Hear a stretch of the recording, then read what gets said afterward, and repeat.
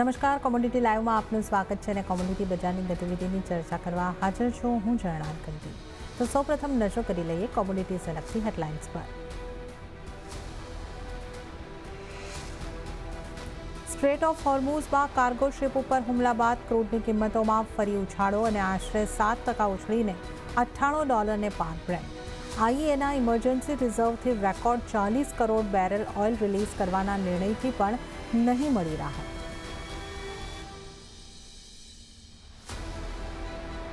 સોના ચાંદીમાં દબાણ, કોમેક્સ ઉપર સોનું $5200 નીચે, ચાંદીમાં $84 પાસે નોંધાયો કારોબાર। ફંડ ફ્લો ક્રૂડ અને ડોલરમાં વેચવાલીને કારણે સોના ચાંદીની ચમક ઘટી।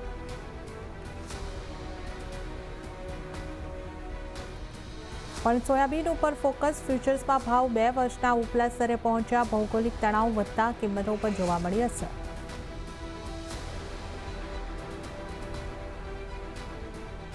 આજે આવશે ફેબ્રુઆરી રિટેલ મોંઘવારીના આંકડા। જાન્યુઆરીના 2.75% સામે ફેબ્રુઆરી સીપીઆઈ મોંઘવારી દર 3.10% રહેવાનું અનુમાન।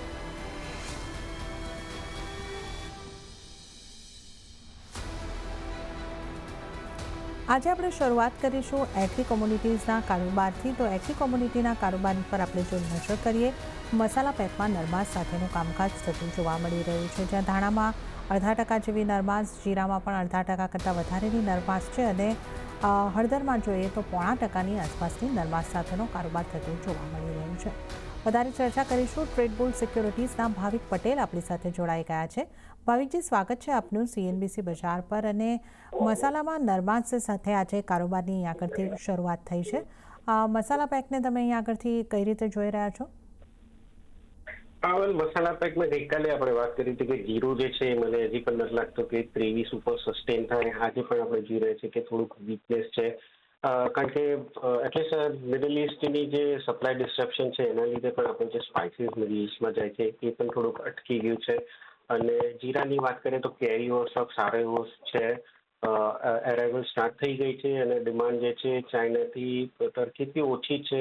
ઇન્ટરનેશનલ ડિમાન્ડ બહુ એટલી બધી છે નહીં, એટલે પ્રાઇસીસ લાગે છે કે થોડાક હજી પણ વીક રહેશે, દબાવમાં જ રહેશે અને 23,000 ઉપર થોડું સસ્ટેન થાય એવું ડિફિકલ્ટ છે। આજના દિવસમાં 22,500ની આસપાસ શોર્ટ કરી શકાય છે, 22,000ના ટાર્ગેટથી 22,700નો સ્ટોપ લોસ રાખી શકાય છે। ધાણાની વાત કરીએ તો ધાણામાં હજી ફંડામેન્ટલ સારા છે, બટ અગેન આપણે જોઈ રહ્યા છીએ કે સપ્લાય ડિસ્ટ્રપ્શન્સના લીધે અત્યારે સ્પાઇસ કોમ્પ્લેક્સમાં થોડુંક વીકનેસ છે, બટ ફંડામેન્ટલ હજી પણ ધાણાનો સારો છે। કેરીનો સ્ટોક એટલું બધું છે નહીં, અરાઇવલ્સ પણ સ્ટાર્ટ થઈ ગયા છે, પણ ડિમાન્ડ જે છે સારી રહેવાની એક્સપેક્ટેશન છે। તો બાય એન્ડ ડિપ્સની સ્ટ્રેટેજી રાખવી જોઈએ ધાણામાં, જ્યાં 11,200ની આસપાસ બાય કરી શકાય છે 11,700ના ટાર્ગેટથી અને 10,900નો સ્ટોપ લોસ રાખી શકાય છે। અને હળદરની વાત કરીએ તો આઈ થિંક હળદરમાં હજી પણ હું ન્યુટ્રલ જ દેખાઈ રહ્યું છે। માર્કેટમાં બહુ મને કોઈ મેજર પ્રાઇસ એક્શન દેખાઈ નથી રહી। આઈ થિંક હળદરમાં તને થોડુંક એવોઇડની સિચ્યુએશન રાખવી જોઈએ। જીરામાં સેલ અને ધાણામાં બાયની રિકમેન્ડેશન। ઓકે, તો મસાલા પેકમાંથી જીરામાં સેલ કરીને ચાલવાનું છે। 22,500નો સ્ટોપ લોસ અને 22,000ના ટાર્ગેટ અહીંયા આગળથી તમને બનતા જોવા મળી શકે છે। ધાણામાં ખરીદી કરીને ચાલી શકો છો। 11,700ના અહીંયા આગળથી ટાર્ગેટ બની શકે છે। 10,900નો સ્ટોપ લોસ તમારે ધ્યાને રાખવાનો રહેશે અને હળદરને અવોઇડ કરીને ચાલો। હવે ગુવાર પેકની વાત કરીએ। ગુવાર પેકમાં પણ લગભગ ગુવાર ગમ, ગુવાર સીડ બંનેમાં 5%ની આસપાસના દબાણ સાથે કામકાજ થતું જોવા મળી રહ્યું છે। ભાવિકજી, આજે આપને ગુવાર પેકની ચાલ કેવી લાગી રહી છે? ગુવાર પેક જો એકદમ ફ્લેટ ચાલી રહ્યું છે। એક્સપોર્ટ આપણે ગમની વાત કરીએ તો થોડુંક ડિક્લાઇન થયું છે। અર્લી 2026માં જોઈએ તો અત્યાર સુધી યર ઓન યર 19% ઓછું થયું છે, કારણ કે કી બાયર્સ યુએસ અને રશિયા છે એમાં થોડીક ડિમાન્ડ ઓછી છે, બટ અરાઇવલ જે આપણે મંડીમાં અત્યારના જોઈ રહ્યા છે એ લાસ્ટ યર કરતાં ઓછું છે, એટલીસ્ટ 25થી 31%। એટલે એના લીધે પ્રાઇસને ડેફિનેટલી સપોર્ટ બનવાનું છે। મને લાગે છે કે આજે શિપિંગની જે અનિશ્ચિતતા છે જો એ ઓપન થશે તો અગેન પ્રાઇસીસમાં આપણને તેજી જોવા મળી શકે છે, કારણ કે ક્રૂડના પ્રાઇસ તો ઓલરેડી હાઈ પર છે। તો આમાં અત્યારના બહુ મેજર કરેક્શન દેખાઈ નથી રહ્યો। આઈ થિંક બાઇંગની જ રિકમેન્ડેશન છે। તો પહેલાં ગમની વાત કરીએ, એપ્રિલ કોન્ટ્રાક્ટ તો 10,000ની આસપાસ બાય કરી શકાય છે 10,300ના ટાર્ગેટથી, 9,900નો સ્ટોપ લોસ રાખી શકાય છે। અને સીડની પણ એપ્રિલ કોન્ટ્રાક્ટની વાત કરીએ તો 5,460ની આસપાસ બાય કરી શકાય છે 5,530ના ટાર્ગેટથી, અને 5,400નો સ્ટોપ લોસ રાખી શકાય છે. અને હવે આપણે ચર્ચા કરીશું રૂપિયાની. તો શરૂઆતી કારોબારમાં ડોલર સામે રૂપિયો 24 પૈસા જેટલો નબળો થઈને 92.4 પ્રતિ ડોલરની સામે 92.28 પ્રતિ ડોલરના રેકોર્ડ નીચલા સ્તર ઉપર ખુલતો જોવા મળ્યો છે. અને ત્યારબાદ આપણે જોઈએ 92.31ના સ્તરની આસપાસ કારોબાર થઈ રહ્યો છે. અહીંયા ઈરાન સાથે ચાલી રહેલા યુદ્ધને લઈને અનિશ્ચિતતાને કારણે ડોલર ઇન્ડેક્સ અને ક્રૂડમાં ફરી ઉછાળાની અસર રૂપિયાની અંદર જોવા મળી રહી છે. ડોલર ઇન્ડેક્સ હવે 99.45 પર કામકાજ કરતો આપણને જોવા મળી રહ્યો છે. વધારે ચર્ચા કરીશું. એલકેપી સિક્યોરિટીઝના જતીન ત્રિવેદી આપણી સાથે જોડાઈ ગયા છે. જતીનજી, સ્વાગત છે આપનું સીએનબીસી બજાર પર. અને યુદ્ધની પરિસ્થિતિ લંબાતી જ જતી આપણને દેખાઈ રહી છે અને ક્રૂડમાં ઉતાર ચઢાવ આપણે જોઈ રહ્યા છે. ક્રૂડમાં ફરી પાછો ઉછાળો, આપણે અત્યારે કરન્સીની વાત કરી લઈએ તો એને કારણે અહીં આગળથી આપ રૂપિયામાં ફરી પાછી એક જે નરમાશ જોઈ રહ્યા છો. આજે આપણે રેકોર્ડ નીચલા સ્તરે ઓપનિંગ જોયા છે રૂપિયાનો. આગળ આપને રૂપિયાની ચાલ કેવી લાગી રહી છે? જેમાં જે હિસાબથી અહીંયા ડેવલપમેન્ટ છે, જીઓપોલિટિકલ ઇશ્યુઝ બહુ જલ્દી ઇરોડ તો નથી થતા દેખાઈ રહ્યા. અને સાથે સાથે જ ક્યાંય ને ક્યાંય વ્હાઇટ ફ્લેગ્સ કોઈ રેઝ નથી થઈ રહ્યા કે કોઈ જાતની સુલાની એની કંઈક વાતચીત થતી હોય. અને આપણા માટે ક્રૂડ ઓઇલ જે કાચું તેલ જે છે બહુ ઇમ્પોર્ટન્ટ થઈ જાય છે, કેમ કે આપણે એના નેટ ઇમ્પોર્ટર છે. તો એના કારણે રૂપિયા પર દબાણ જે છે એ કન્ટિન્યુઅસલી આપણને જોવા મળતો રહ્યો છે, કે જેના ડેવલપમેન્ટ જે છે આપણા માટે નેગેટિવ રહે છે. જ્યાં સુધી આ યુઝનું કંઈ વિરામ કે કોઈ સંકેતો નથી આવતા ત્યાં સુધી આપણા માટે નેગેટિવ સેન્ટિમેન્ટ બનેલું રહેશે. કોઈ બી ટાઈપનું પોઝિટિવ ડેવલપમેન્ટ આવશે તો એક બાઉન્સ જરૂર મળશે રૂપિયાને. અને ડોલરને સ્પેશિયલી આપણે જોવા જઈએ તો 100ના ઉપર જો એસ્કેલેટ થવા માંડ્યો તો ડેફિનેટલી ત્યાં ડોલર ઇન્ડેક્સના અંદર એક મોટી ઉછાળ હજી આવી શકે છે. તો એને ધ્યાનમાં રાખીને ચાલવાનું છે. અહીંયા આપણા માટે હમણાં જે ઇમ્પોર્ટન્ટ ડેવલપમેન્ટ જે છે એ ડોલર ઇન્ડેક્સની ચાલ છે અને કાચું તેલનું શું એંગલ બને છે એ હિસાબથી છે. જે કાચું તેલ 95 પાસે WTIમાં ચાલી રહ્યું છે એ આપણા માટે વીકનેસના સેન્ટિમેન્ટ સાથે રિએક્શન છે. તો કંઈક પોઝિટિવ ડેવલપમેન્ટના ઉમેદો જરૂર છે કે ઇન્ડિયન શિપમેન્ટ જે છે એ સ્ટેટ ઓફ હોર્મઝથી જો પાસેજ મળી જાય છે તો અહીંયાથી એક સારું ડેવલપમેન્ટ થઈ જાય છે આપણા માટે. અને એના કારણથી સપોર્ટ જરૂર જોવા મળી શકે છે. ઓકે, તો અહીંયા આગળથી રૂપિયાને માટે પર અસર કરેલા પરિબળોની જે આપણે વાત કરી તો ડોલર ઇન્ડેક્સમાં જે મજબૂતી આવી રહી છે તે અને ક્રૂડની કિંમતો બંને રૂપિયાની ઉપર અસર કરતી આપણને જોવા મળી રહી છે. તો હવે આગળ યુદ્ધની પરિસ્થિતિ અને સ્ટ્રેટ ઓફ હોર્મુઝની સ્થિતિ કેવી બનેલી રહેશે એના ઉપર ખાસ નજર રહેશે. વાત કરી લઈએ ક્રૂડની. તો ક્રૂડ ઓઇલમાં ફરી ઉછાળો આવતા બ્રેન્ટના ભાવ આશરે 9.5% વધારે વધીને $100 પાર પહોંચ્યા છે. નાઇમેક્સ ક્રૂડની વાત કરીએ તો અહીંયા પણ $94.25નો કારોબાર, એટલે 8%ની મજબૂતી અહીંયા આગળ જોવા મળી છે. અને MCX પર પણ 7%ની મજબૂતી, 8,682ના સ્તર. આઈએ તરફથી ઇતિહાસમાં સૌથી મોટી ઇમરજન્સી રિલીઝની પણ કોઈ અસર અહીંયા આગળથી જોવા મળી નથી. અને હોર્મુઝની ખાડીમાં 3 કાર્ગો જહાજો પર હુમલો થયો હોવાથી કિંમતોમાં ફરી ઉછાળો જોવા મળ્યો છે. જતીનજી, કઈ રીતે અહીંયા આગળથી જોવું જોઈએ? આપણે જે રીતે આ યુદ્ધની અપડેટ્સ અહીંયા આગળથી આવતા જોઈએ છે એ રીતની વોલેટિલિટી અહીંયા આગળથી ક્રૂડ બતાવી રહ્યું છે, પણ ઓવરઓલ આપણે જોઈએ યુદ્ધ દરમિયાન ક્રૂડની કિંમતો વધતી જ જોવા મળી રહી છે અને સ્ટ્રેટ ઓફ હોર્મુઝ પર સપ્લાય હજી પણ કન્સ્ટ્રેન જ લાગી રહ્યો છે. તમે કઈ રીતે જોઈ રહ્યા છો ક્રૂડમાં આ મજબૂતી આગળ વધશે? કઈ રીતની સ્થિતિ અહીંયા આગળથી આ યુદ્ધની પરિસ્થિતિઓમાં આપ બંધી જોઈ રહ્યા છો? જે બી જો ન્યૂઝ ફ્લો જેવું આવે છે એના હિસાબથી રિએક્શન રહે છે. હાલાકી આઈએ તરફથી જે ક્રૂડનું એક્સપાન્શનની વાત થઈ છે, જે પ્રોડક્શન બહાર લાવવાની જે વાત થઈ છે રિઝર્વ ક્રૂડ ઓઇલ, તો એના કારણથી થોડોક સપોર્ટ અહીંયા મળતો જતો હતો. બટ સ્ટેટ ઓફ હોર્મઝ પાસેથી જેટલું બી સ્ટોપેજ જે છે એના કારણથી જે સપ્લાયનું જે ઇશ્યુઝ ચાલી રહ્યા છે એના કારણથી મેઇનલી અહીંયા ક્રૂડને જે છે સપોર્ટ મળતો રહી રહ્યો છે. અને જો ડેવલપમેન્ટ એમ જ છે કે જેટલું આને સપોર્ટ મળતું રહેશે આગળ ચાલતા આ વીકનેસના સાથે આના અંદર કારોબાર જે છે એ થતું રહેશે ઓવરઓલ સેન્ટિમેન્ટ માટે. ક્રૂડના માટે આ પોઝિટિવ ડેવલપમેન્ટ છે એટલે એના અંદર કારોબાર પોઝિટિવ સાઇડના ડેવલપમેન્ટ દેખાઈ રહ્યા છે. તો મારું એ માનવું છે કે જ્યાં સુધી યુદ્ધ વિરામના કોઈ એવા સંકેતો નથી આવતા અને સ્ટેટ ઓફ હોર્મઝ બધાના માટે ઓપન ન થાય, નોર્મલ કન્ડિશન્સનો એના અંદર હિન્ટ્સ ન આવે, ત્યાં સુધી આ ક્રૂડ ઓઇલને લોઅર લેવલ્સ પર સપોર્ટ મળતો રહેશે. $100, $102 પાસે જ્યારે આવી જ ગયો છે ઓલમોસ્ટ. આપણે જોઈ રહ્યા છીએ કે જે હિસાબથી WTIના પ્રાઇસીસ $95 પાસે આવીને થોડુંક રેઝિસ્ટન્સ જરૂર લીધું છે હમણાં. બટ 95 પાસે એકવાર આવ્યું, બ્રેન્ટ પાછું $100 પાસે આવ્યું. તો 12-13%નો ઉછાળ હમણાં તરત આપણે જોઈ લીધો છેલ્લા 24 કલાકના અંદર. તો અહીંયાથી થોડું પ્રોફિટ બુકિંગ આવી શકે છે. કેવા હિસાબથી ડેવલપમેન્ટ જો ચાલી રહ્યા છે કે એશિયન સાઈડમાં ઇન્ડિયા અને ચાઇના સાઈડના શિપમેન્ટ્સ અગર ત્યાંથી પાસે થાય છે તો થોડુંક રાહત રહેશે, કેમ કે આપણે સૌથી મોટા ઇમ્પોર્ટર્સ છે આના. સાથે સાથે જ કોઈ બી ટાઈપના પાછા નેગેટિવ ડેવલપમેન્ટ્સ આવી જાય, વોર એસ્કેલેશન અગર હજી વધી જાય છે તો ત્યાંથી પાછું સપોર્ટ મળશે. તો લેવલ વાઇઝ અગર આપણે જોવા જઈએ તો WTI ના અંદર $88 પાસે હમણાં હવે સપોર્ટ રહેશે અને 97 થી 99 એક મેજર પ્રોફિટ બુકિંગ ઝોન દેખાઈ રહ્યો છે WTI ના અંદર. જ્યારે બી 88 પાસે આવશે ત્યારે એના અંદર ઉછાળ જોવા મળશે અને જ્યારે બી 97 ના આજુબાજુ આવશે ત્યારે પ્રોફિટ બુકિંગ જોવા મળશે. તો આ રેન્જને પકડીને ચાલુ. રેકમેન્ડેશન વાઇઝ હમણાં તો નહીં જ રહે, કેમ કે બહુ હાઈલી રિસ્કી કાઉન્ટર છે હમણાં. તો રેકમેન્ડેશન અવોઇડ કરીને ચાલવાની સલાહ છે. જેની પોઝિશન હોય એની સલાહ એ છે કે $88 ના સ્ટોપ લોસ સાથે લોંગ પોઝિશન $88 પાસે આવે ત્યારે લોંગ પોઝિશન બિલ્ડઅપ કરી શકાય છે. $80 ના ઉપર જ્યાં સુધી ટ્રેડ કરે છે ત્યાં સુધી ટ્રેન્ડ પોઝિટિવ છે. ઓકે, તો અહીં આગળથી વાત કરી કે WTI પર $88નો સપોર્ટ અને ઉપરની તરફ રેઝિસ્ટન્સની વાત કરીએ તો $97-98 અહીં આગળથી લાગી રહ્યો છે. તો ખાસું વોલેટાઇલ છે, તો અત્યારે તો ટ્રેડિંગને લઈને ક્રૂડની અંદર કોઈ સલાહ બનતી નથી જોવા મળી રહી. તો આપણે ક્રૂડની આગળથી ખાસ ચર્ચા કરી છે. નેચરલ ગેસની પણ વાત કરી લઈએ તો સ્થાનિક બજારમાં નેચરલ ગેસમાં આશરે 1%થી વધુનો ઉછાળો આવતો આપણને જોવા મળ્યો અને 301ના સ્તરને પાર 303 સુધીના સ્તરો પર હવે કારોબાર થતો દેખાઈ રહ્યો છે. એટલે 2%ની મજબૂતી નેચરલ ગેસ પણ બતાવી રહ્યું છે.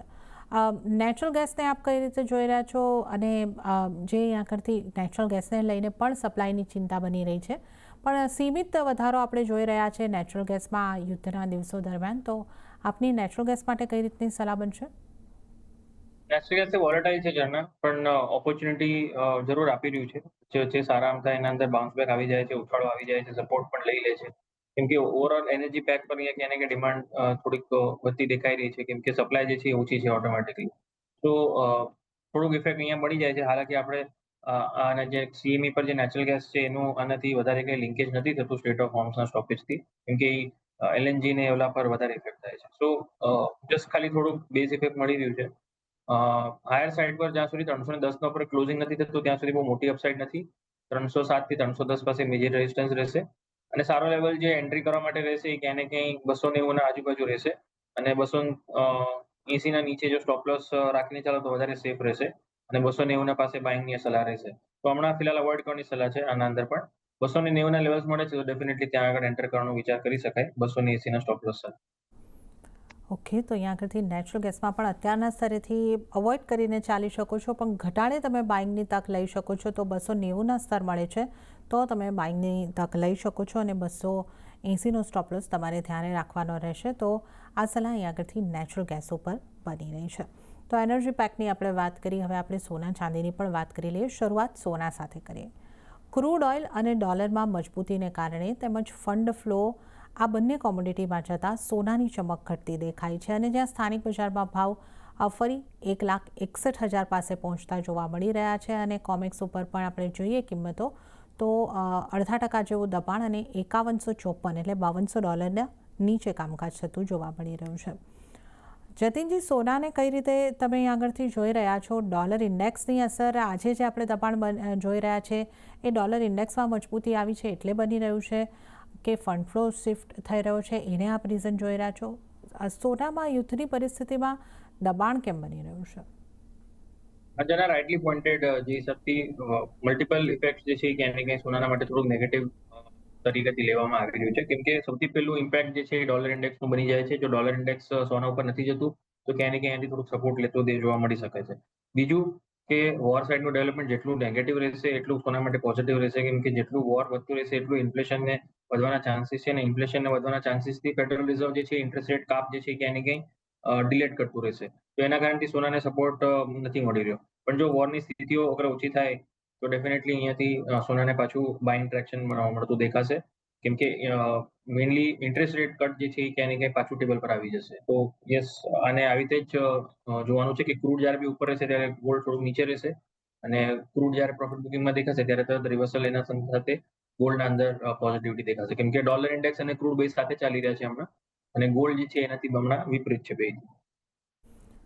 ઓકે, તો અત્યારે આપણે જે રીતે જોઈ રહ્યા છે કે સોનામાં એક દબાણ જોવા મળી રહ્યું છે, તો ડોલર ઇન્ડેક્સની જે છે એક ખાસી અસર અહીંયા આગળ આપણને જોવા મળી રહી છે. હવે ચાંદીની પણ જો વાત કરી લઈએ તો સોનાને પગલે ચાંદીમાં પણ નરમાશ રહી છે અને સ્થાનિક બજારમાં 5% કરતાં વધારેની વેચવાલી સાથે કિંમતો આપણને કામકાજ કરતી જોવા મળી રહી છે. અત્યારે આપણે જોઈએ તો હલકી મજબૂતી આવી છે ચાંદીની અંદર અને 2,68,800ના સ્તર આપણે જોઈ રહ્યા છે, પણ અડધા ટકાની નરમાશ કોમિક સિલ્વર પર જોવા મળી રહી છે. $85 આસપાસ કારોબાર આપણે જોઈ શકીએ છીએ. ચાંદીને કઈ રીતે તમે જોઈ રહ્યા છો? અહીંયા હવે MCX ઉપર ચાંદી લીલા નિશાનમાં આવતી જોવા મળી રહી છે. આ મજબૂતી કન્ટિન્યુ થશે કે આપણે ફરી એક દબાણ તરફનું જ કામકાજ જોઈ શકીશું, કારણ કે ડોલર ઇન્ડેક્સનું ઇમ્પેક્ટ અહીંયા પણ રહેશે? તો ચાંદી પર થોડી વોલેટિલિટી વધેલી છે ઝરણા, અને જે હિસાબથી માર્કેટનું રિએક્શન જે છે, લાગતું તો નથી કે ચાંદીને કંઈ બહુ વધારે મોટું વાગે અહીંયાથી કંઈ પોઝિટિવ સાથેનું એંગલ પકડીને ચાલવું જોઈએ. ડેવલપમેન્ટ્સ જેટલા વોરના સાઈડના બની રહ્યા છે એ કંઈ ચાંદી માટે બહુ વધારે એના પર ઇમ્પેક્ટ નથી કરતું, બટ સેન્ટિમેન્ટલી ગોલ્ડના કારણે થોડું ચાંદી પર ઇફેક્ટ જરૂર જોવા મળે છે. ચાંદી જે છે એ પોતાનું ઇન્ડિવિજ્યુઅલ રેલી પર છે, જ્યાં પ્રોફિટ બુકિંગ આવી રહ્યું છે. હાયર લેવલ્સથી પ્રોફિટ બુકિંગ જોવા મળી રહ્યું છે આપણને. 4 લાખના લેવલ્સ પછી આપણે કન્ટિન્યુઅસલી એની અંદર પ્રોફિટ બુકિંગ જ જોયું છે. અને હવે જે મોટી રેન્જ જે છે એ આપણે ડિસ્કશન કરી જ રહ્યા છે હર હપ્તે, કે બસ 2,25,000 ને 2,20,000 પાસે એક બેઝ સપોર્ટ રહેશે, અને 2,75,000 થી 3 લાખ પાસે એક મેજર રેઝિસ્ટન્સ રહેશે. તો જ્યારે બી 2,75,000 3 લાખના વચ્ચે મળે છે ત્યારે અવોઇડ જ કરવાનું બાઇંગ માટે. 2,25 ને 2,30ના રેન્જમાં આવે ત્યારે જો સોચવાનું કે એના અંદર બાઇંગ કરવું કે નહીં, કેમ કે ડેવલપમેન્ટ જે હિસાબથી હોય, જે હિસાબથી માર્કેટ સિચ્યુએશન હોય એ હિસાબથી કોલ લેવું. હમણાં જે હિસાબથી ડેવલપમેન્ટ છે એ હિસાબથી બહુ વધારે ફેવરેબલ નથી લાગી રહ્યું આ લેવલ્સ પર, તો થોડુંક વેઇટ કરવાનું. ડીપ મળે ત્યારે જ બાય કરીને ચાલવું. ઓવરઓલ હમણાં પોઝિશનલી પણ હું આના અંદર કોઈ વ્યૂ પોઈન્ટ બહુ મોટા ભાગે નથી લઈ રહ્યો, કેમ કે રેન્જ વોલેટિલિટીના સાથે જ કારોબાર થઈ રહ્યું છે. ટ્રેડર્સ માટે જો અગર ઓપોર્ચ્યુનિટી ખાલી જોવી હોય, કે જે ડે ટ્રેડિંગ કરવા ઈચ્છતા હોય અને જે કરતા હોય રેગ્યુલરલી, તો એ લોકોના માટે ખાલી એક ટ્રેડિંગ બેટ જે છે હું આપી દઈશ, કે ઇન્ટ્રાડે માટે જો તમને બાય કરીને ચાલવું હોય તો ચાલી શકો છો, કેમ કે ક્રૂડ ઓઇલના પ્રાઇસીસ થોડા સોફ્ટ થયા છે હાયર લેવલ્સથી. તો ચાંદી ને સોના માટે અહીંયાથી થોડુંક બાઇંગ ટ્રેક્શન બની શકે છે આજના દિવસે. 2,65,000ના નીચે તમારો સ્ટોપ લોસ રહેશે. બાઇંગ લેવલ જે છે તમારું 2,67,000ના આજુબાજુ રહેવું જોઈએ. રિસ્ક રિવોર્ડના ફેવરેબલના હિસાબે વાત કરીશ. અને 2,65,000 નીચે સ્ટોપ લોસ, અને હાયર સાઇડ પર 270-271ના ટાર્ગેટ્સ રહેશે. ઓકે, તો ચાંદીમાં ટ્રેડિંગ માટે, ઇન્ટ્રાડે ટ્રેડિંગ માટે ખરીદી કરવાની સલાહ છે. 2,67,000ની આસપાસથી ખરીદી કરો. 2,70,000ના ટાર્ગેટ તમને જોવા મળી શકે છે. 2,65,000ની આસપાસ અહીંયા આગળથી તમારે ખરીદી કરવાની છે. તો ઇન્ટ્રાડે માટે આ સલાહ બની રહી છે. અને સોનામાં ટ્રેડિંગને માટે, ઇન્ટ્રાડે ટ્રેડિંગ માટે આપનો કઈ રીતનો વ્યૂ બની રહ્યો છે? જો ઇન્ટ્રાડે માટે સોના માટે અગર લેવલ જોઈએ તો 1,61,000 ત્યાં આગળ જો પ્રાઇસીસ મળે ત્યારે આપણે બાય કરીને ચાલાય. 1,59ના નીચે તમારો સ્ટોપ લોસ રહેવું જોઈએ, અને હાયર સાઇડ પર 1,63,000 1,64,000 ઓન ધ મેક્સ સાઇડ મને લાગે છે કે ત્યાં સુધી આવશે. વધારેથી વધારે, એનાથી વધારે નથી દેખાતું. સો બાઇંગ ઓન ડિપ્સની સ્ટ્રેટેજી આજના દિવસે અપનાવીને ચાલી શકાય. સ્ટ્રિક્ટલી સ્ટોપ લોસ ફોલો કરવાનું રહેશે. ઓકે, તો અહીંયા આગળથી જે ખાસ આપણે વાત કરી રહ્યા છે કે 1,61,000ની આસપાસથી તમે ખરીદી કરીને ચાલી શકો છો. સોનામાં ઇન્ટ્રાડે માટે 1,59,000નો સ્ટોપ લોસ અને 1,63,000 કે 1,64,000 સુધીના ટાર્ગેટ તમને અહીંયા આગળથી બનતા જોવા મળી શકે છે. તો આ આપણે ખાસ સોના ચાંદીની વાત કરી રહ્યા છે, અને સાથે જ આપણે સોના ચાંદીની વાત કરી રહ્યા છે. આપણે જતીનજી વચ્ચે જ્યારે ખૂબ સારી મજબૂતી જોઈ હતી, તેમાં ઇન્ડસ્ટ્રીયલ ડિમાન્ડની સાથે સાથે ઇન્વેસ્ટમેન્ટ ડિમાન્ડની પણ આપણે વાત કરતા હતા. આ મહિનાના, એટલે કે ફેબ્રુઆરી મહિનાના જે મ્યુચ્યુઅલ ફંડના આંકડા આવતા દેખાય, એમાં આ સોના અને ચાંદીના જે ETF છે એમાં થોડા રોકાણ ઘટતા દેખાયા છે. તો ઇન્વેસ્ટમેન્ટ ડિમાન્ડ ઘટી રહી છે, અને જો ઇન્વેસ્ટર જે આ રીતે ઇન્વેસ્ટ કરે છે એમના માટે આપનો આ સ્થિતિમાં કઈ રીતની સલાહ બનશે? આઈ થિંક પ્રાઇસનો અહીંયા બહુ મોટો રોલ પ્લે છે, કે ETFના અંદર ઇન્વેસ્ટમેન્ટ જે છે થોડુંક ધીમું થયું હશે, કેમ કે ઘણા બધા ગેઇન્સના સાથે બેસ્યા હશે ઇન્વેસ્ટર્સ, જે લોકોએ છેલ્લા 1-2 વર્ષમાં ઇન્વેસ્ટ કર્યું હશે.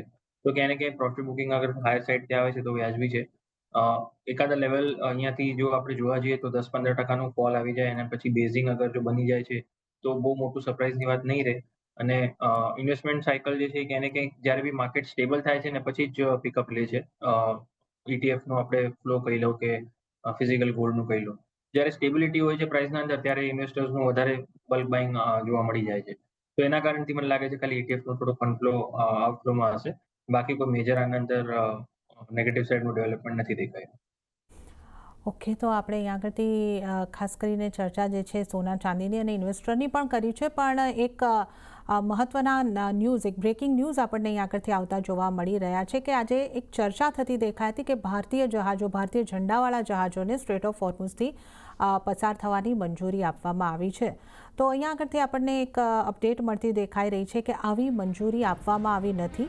સ્ટ્રેટ ઓફ હોર્મુઝે થી જવા માટે આવી કોઈ મંજૂરી આપવામાં આવી નથી. આ ખબર જે છે ઈરાની સૂત્રો તરફથી આપણને આવતી જોવા મળી રહી છે કે ઈરાન તરફથી આ રીતનું કહેવામાં આવ્યું છે કે એમના તરફથી આ રીતની કોઈ પણ ભારતીય જહાજોને મંજૂરી આપવામાં આવી નથી. તો આ એક અપડેટ છે જે આપણે અહીંયા આગળથી જોઈ રહ્યા છે. તો ક્રૂડની કિંમતોમાં હજી ઉછાળો આપણને કન્ટિન્યુ થતો લાગી શકે છે. પણ હવે આપણે મેટલની પણ વાત કરી લઈએ. મેટલ ઉપર આપની કઈ રીતની સલાહ રહેશે? આપણે ક્વિકલી મેટલ પર વ્યૂ લઈ લઈએ જતીનજી. અહીંયા જોવા જાવ તો સાઇડવેઝ રેન્જ બાઉન્ડ છે. એલ્યુમિનિયમને છોડીને બાકી બધા કાઉન્ટર્સ સાઇડવેઝ છે. એલ્યુમિનિયમ એક પોઝિટિવ રેન્જના અંદર છે કેમ કે સ્ટ્રેટ ઓફ હોર્મુઝથી ક્યાંય ને ક્યાંય લિંકેજ છે કે પ્રોડક્શન અને સપ્લાય જે છે ક્યાંય ને ક્યાંય અહીંયાથી ડિસ્ટર્બ થયું છે એલ્યુમિનિયમનું. સો એલ્યુમિનિયમના પ્રાઇઝીસ અહીંયાથી હજી પણ પોઝિટિવ જ લાગી રહ્યા છે. બાય ઓન ડિપ્સનું માર્કેટ છે. 344 345ના રેન્જમાં જો મળે છે ત્યારે બાઇંગ કરીને ચલાય. 340ના નીચે તમે સ્ટોપ લોસ રાખીને 352 355 સુધીના સ્વિંગ ટ્રેડિંગના હિસાબે તમારા ટાર્ગેટ્સ રહેવા જોઈએ. ઓકે, તો આ મેટલ માટે સલાહ અને સાથે જ આપનો ખૂબ ખૂબ આભાર જતીનજી, અમારી સાથે જોડાવા બદલ અને તમામ કોમોડિટીઝ અંગે ચર્ચા કરવા બદલ. તો આ સાથે જ કોમોડિટી લાઈવમાં હાલ પૂરતું આટલું જ. હાલ મને આપશો રજા, પણ વધુ અપડેટ અને સમાચારો માટે આપ CNBC બજાર સાથે જોડાયેલા રહો. નમસ્કાર.